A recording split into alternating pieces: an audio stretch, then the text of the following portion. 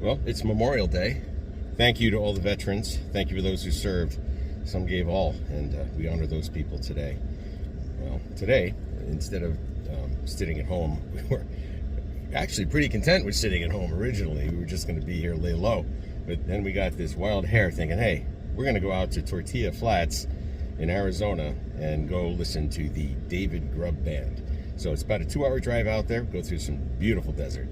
But we'll take you along and see some of the topography as we go, and then into Tortilla Flats. Last time I was there, I had this atomic chili. It was absolutely amazing. Wash that down with a cold one, and you're good to go. All right, we'll be back. Hey, I just wanted to give you a brief little history of Tortilla Flat before we get on the road. And a lot of it's rooted in folklore, but a lot of it is documented history.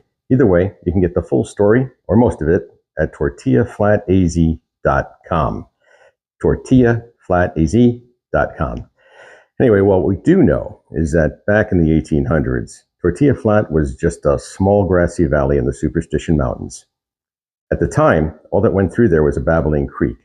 Now, nature had placed the flat between mountain passes, and those mountain passes were used by early Native American Indians on their way to and from the central Arizona mountains and the Salt River valleys.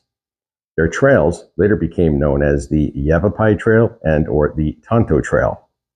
Going back into pre-American history, back into the 1500s, there was a Spanish explorer by the name of Cabeza de Vaca. And in 1528, during an expedition to Florida, he got shipwrecked on a Texas island.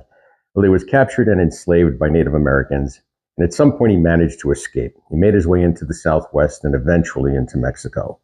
Well, about 1536, he found himself still in Mexico and made contact with the Pueblo Indians. And later reports from that contact gave rise to the legends of the 7 cities of Cibola, or the cities of gold.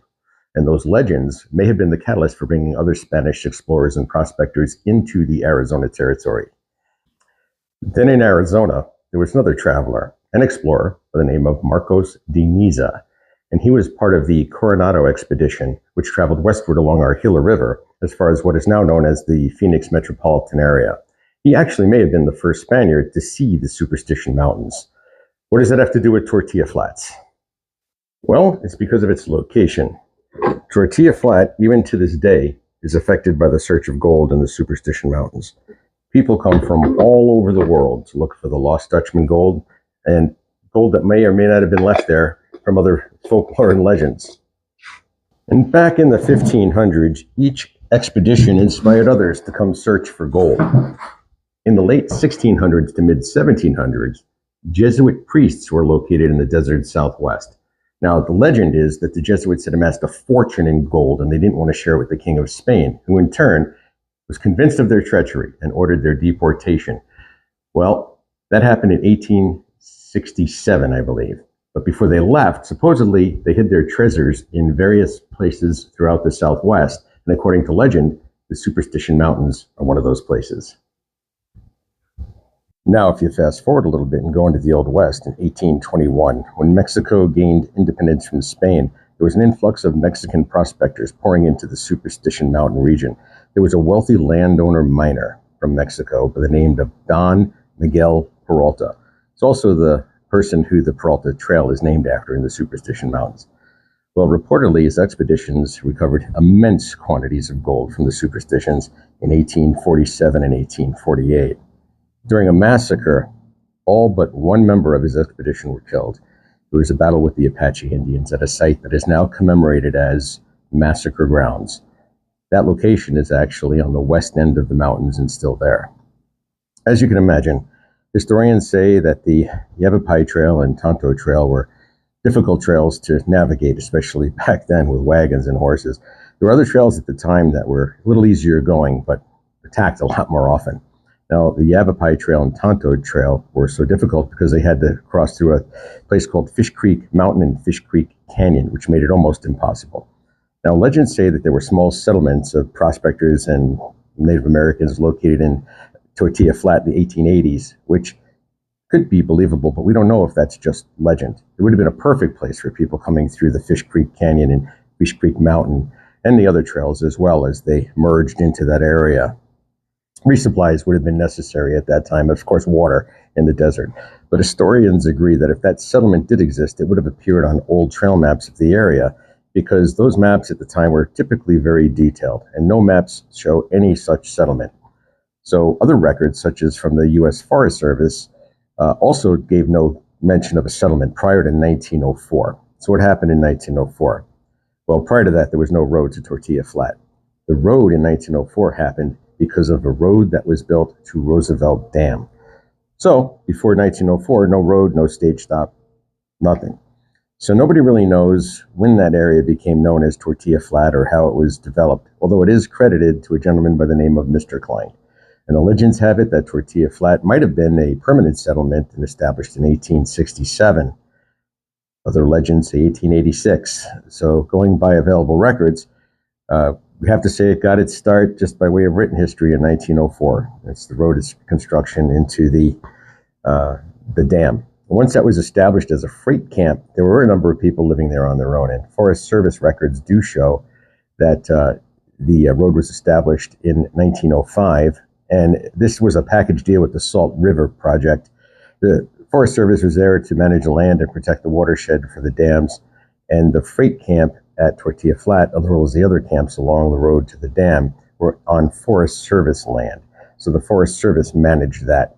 So the people decided to take the wheel and become caretakers of Tortilla Flat, kept up with it, and took up the lease and kept up with it up until today.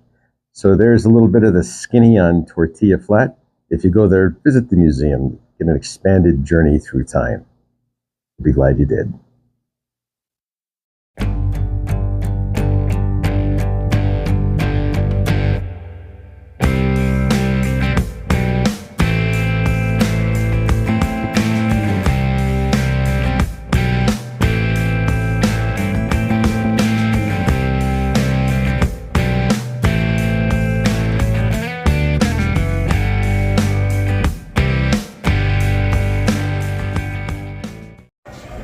Absolutely every single inch of the walls are covered in billions, from floor to ceiling,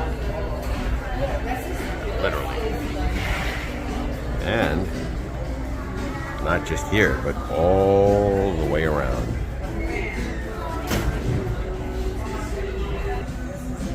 Crazy. Well, we went ahead, had an amazing lunch. Now we're debating on whether or not we're going to drive back via the dirt road, Roosevelt Lake. That's up that way, 20 miles. It'll take an hour and a half to get there. And then having to drive back to Phoenix down Route 87 is not something that we want to do, per se. Not on Memorial Day, but that's kind of interesting. Out of order outhouse. Nice little wagon and stuff. So we'll probably just tool around here for a bit. See some of the sights. Clouds are moving in. It's keeping it nice and, well, not cool, but cooler without the sun borking down, which is kind of great. I really needed to use the restroom. You did? Okay. Really? Well, you know, just go out behind it.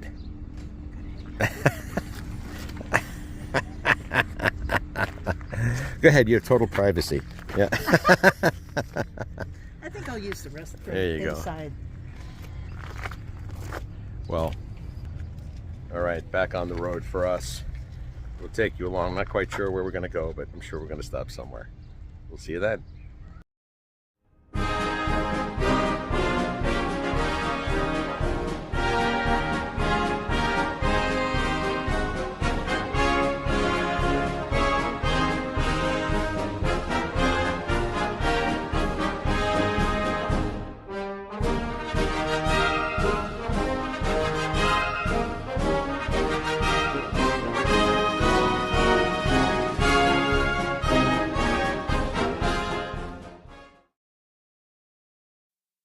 I'll tell you, 9 out of 10 people subscribe to my channel and give it a like.